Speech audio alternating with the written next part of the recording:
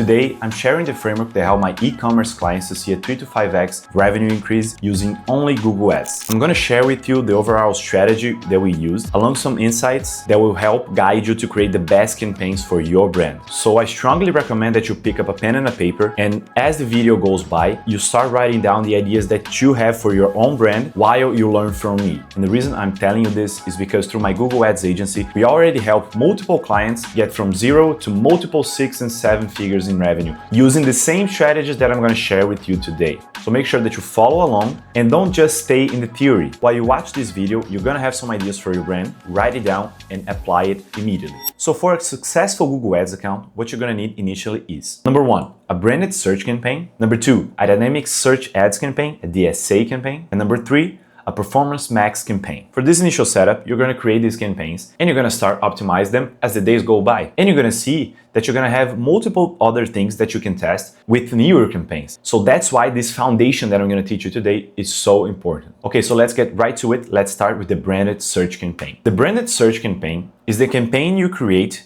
to reach those people that are already looking for you through Google. And you may think in the beginning that you don't need this type of campaign because people are going to look for you and going to find you, and the competitors don't even know you exist, so they're not going to advertise to your name. But sometimes they don't even do it on purpose. Sometimes the Google algorithm thinks that they're the best results, simply put, because they are advertising for the same product that you are. So you need to create a branded search campaign. That's the number one basis for any account. Doesn't matter if you're an e-commerce owner or any other type of digital business. So for this campaign, you're going to go to Google Ads and you're going to go to the keyword planner. This is a tool that allows you to, for example, input your brand's name and check how many people are already looking for it. And then you're also going to see some variations. Sometimes people look for your brand's name a little bit differently. Sometimes they look for your brand with the product name on the side. You're going to get the top results on the keyword planner. And for each keyword that you choose, you're going to do one phrase match and one exact match. So for this one, initially, you're probably not going to have too many options. So you're going to use only one ad group, maybe 2 if you have over 10 keywords that you're going to use. And then so far, it's pretty simple. Now you need to create your ad. So while you're creating this ad, you're going to need headlines and descriptions.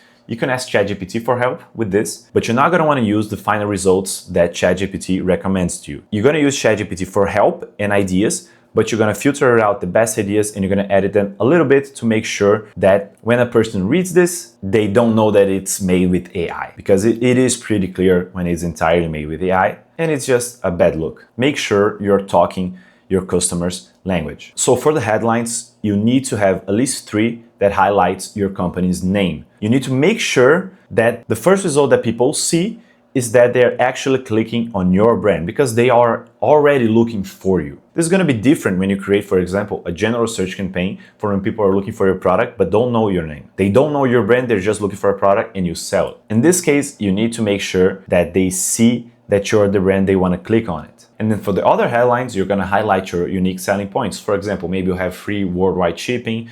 Maybe you have like a bonus if you buy 2 of your products. Maybe you have an extra gift. I don't know. The point is your offer has to be on point. And when your offer is on point, you have some differences that your competitors don't have. And you're going to highlight these differences as much as you can alongside your brand's name. Before finishing creating your ads, you need to make sure that your ad also has all the extensions that you can.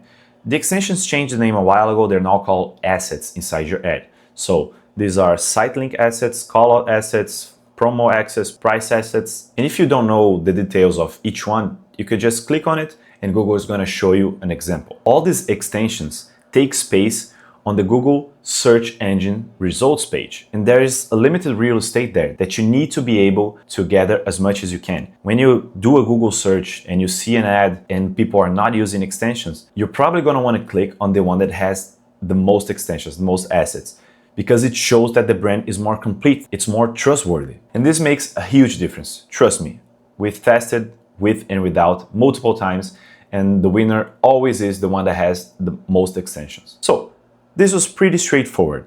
It's not very complicated. You're gonna have some questions while you're creating the campaign, but if you need any help, you can just comment down below because I try to answer every comment. Of course, there's also the Google support page where there are tons of guides and resources, so if you have any doubts, you can go there too. If those pages don't actually satisfy your question, you can always come back and comment down the video below. This first campaign was pretty straightforward, right? The second one is also pretty straightforward. We're now going to create a dynamic search ads campaign. So for this one, you're going to create a campaign, you're going to select search campaign again, but this time in the initial prompt, you're not going to create an ad group right away. When you're creating a new campaign, a new search campaign, you fill the name of the campaign, you fill the URL of your website, and the next step is you input the keywords that you want inside your ad group. And when you're first creating the campaign, we can't actually switch to dynamic search. So you're going to skip this step. You're going to finish creating the campaign without the ad group. So it's not going to be eligible to run anything because it doesn't have anything. But you're going to finish creation, then you're going to go back to the campaign and you're going to select create a new ad group. When you create a new ad group this way, it's going to show you a drop-down menu where it's going to give you two options, a standard campaign or a dynamic campaign. You're going to select dynamic. And when you do this, the only thing that you have to input are two descriptions where you can, for example, pick the descriptions that you created on the branded search campaign and use those. And it's going to ask you for the pages that you want to use for this ad group, for this dynamic ad group. Because the way this campaign works is that Google reads the pages that you input in the ad group, and then Google creates the campaign itself based on the text and the images even that they see on the pages that you select. So this is pretty straightforward. You can try on your own. You can watch a video specifically covering dynamic search campaigns, and Google has the tutorial on their support page. But we're talking mostly about overall strategy here for dynamic ad groups, each one at a time. For the first one, you're going to simply select all pages. You're going to tell Google to read all the pages from your website, and you're just going to basically let Google play. The second campaign, you're just going to input the product pages. So for example, if you have 10 products, you're just going to input those product pages.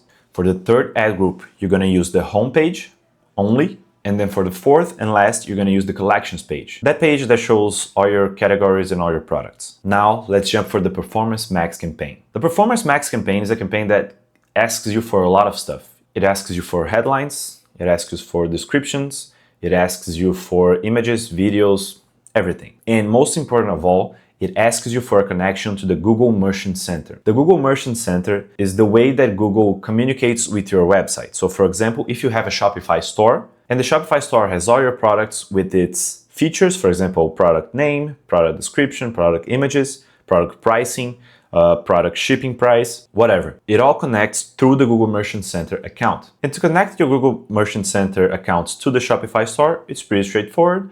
And to connect the Google Merchant Center account to the Google Ads account is also pretty straightforward. You basically can just use the Google YouTube app on Shopify and follow along the prompts that it asks you. It's not complicated at all. But if you have doubts, I plan on doing a video specifically about the Merchant Center.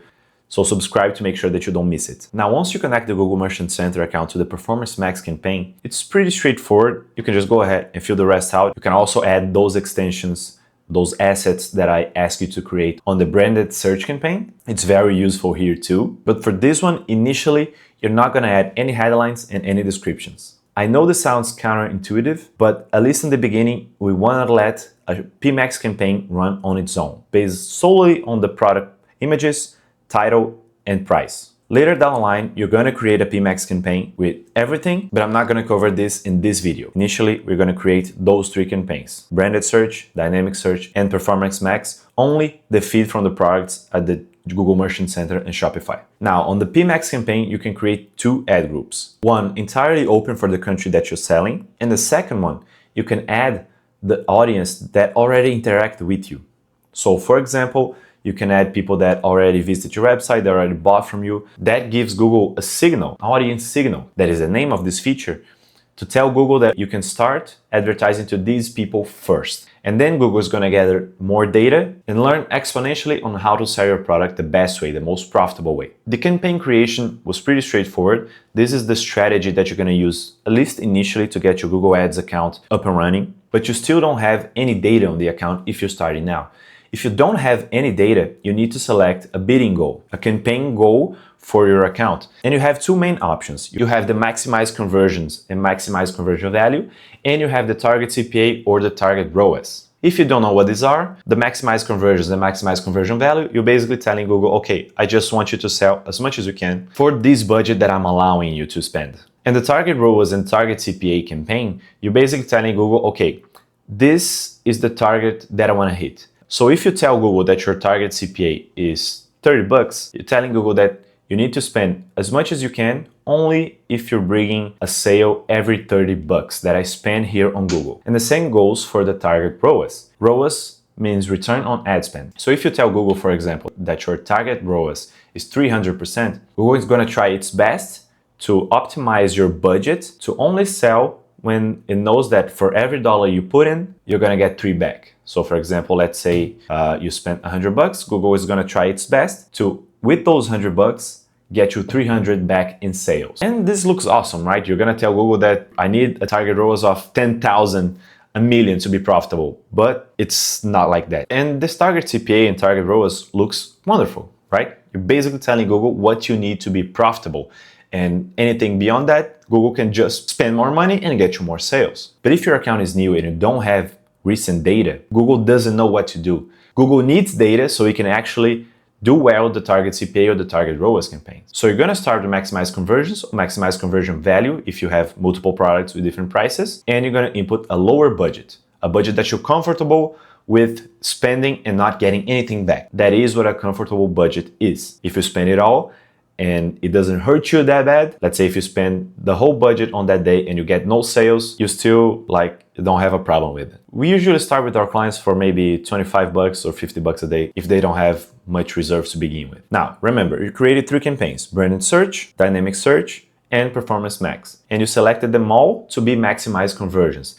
And you gave each a budget of, let's say, 25 bucks. Now, what should you do? Are you supposed to just let it run without any guidance?